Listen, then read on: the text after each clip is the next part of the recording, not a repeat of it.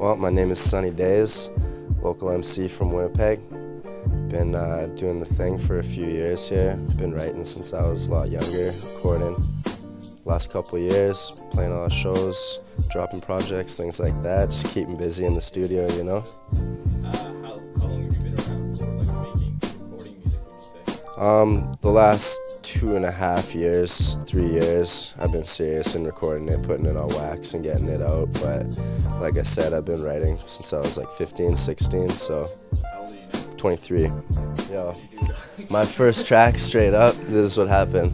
I had an old iMac, you know, big white blocks, so I was in GarageBand, and I didn't even know anything about like ripping off beats and like putting it through, and so I like literally made my own beat out of musical typing on GarageBand. So, you know, that's where you turn your keyboard into an MPC essentially and tap out all the sounds, things like that, and then I literally recorded it in the little mini microphone at the top of the iMac, right? So like I'm playing the beat out, I got my headphones on, 1 ear's in, 1 ear's out, and I just spit my track, and it was like straight through one take. Like, you know, I was just kind of self-taught, so that was like how my first few tracks came out, and that was only like 3 years ago.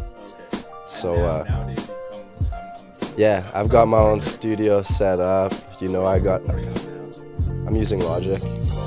Yeah, so got that. I got Bluebird in the booth, Poji Duet for an interface, you know.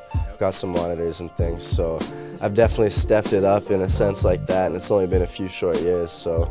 But yeah, my first one definitely came out of the garage, you could say. It was just, I've always been to hip hop, and I've always liked how MCs tell their stories, and just like their way with the words, and I was like, man, if these guys can tell their story and have somebody listen to it, then like why can't I tell my story and have somebody listen to it? So I kind of like came in on it at that concept that I had something to say, and like, you know, there'd be people willing to listen to it, right? So it was like one day after school, I just came home and I literally threw on a track, like not even an instrumental, and just started rapping over it.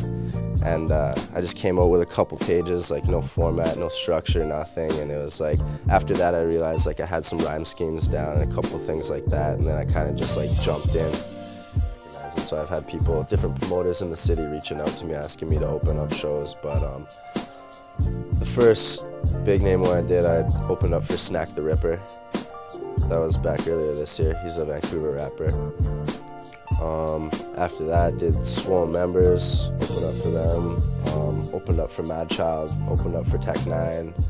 On the 20th of this month, opening for Red and Meth. So that's, yeah, definitely stoked to do that one. It's gonna be one of the bigger ones. But also throwing a couple of my own shows. You know, just renting out little venues, and yeah, just kind of having my homies down and people that I'm into in the local music scene, because there's a lot of MCs out there, and there's a few that I'll mess with. But I just actually released the first drop off my upcoming album.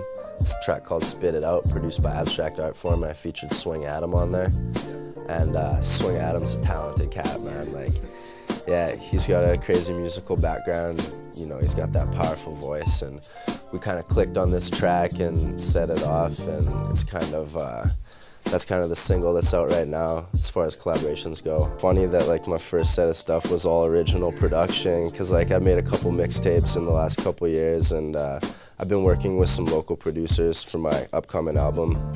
Frost Gamble, Abstract Art Form, S1, all those dudes are like taking care of the production, you know. It's like I don't even have to go in and like try to make my own beat. I know they got some food for me, so it's best to go grab it from them, you know, support local. And yeah, we got some hits coming up, so. Hi, chillin' with Sonny Daze. Shout out to the homies at We Are The Gremlins, WATG.ca, for having me on here. Big shout out to the homie Jesse at Gypsy Mob, always holding it down, selling tickets. Shout out to Chris Mellon, 204, always holding it down. You know, all the homies that come out and support the shows, support the music. Everybody, I see you. Much love, respect. Peace.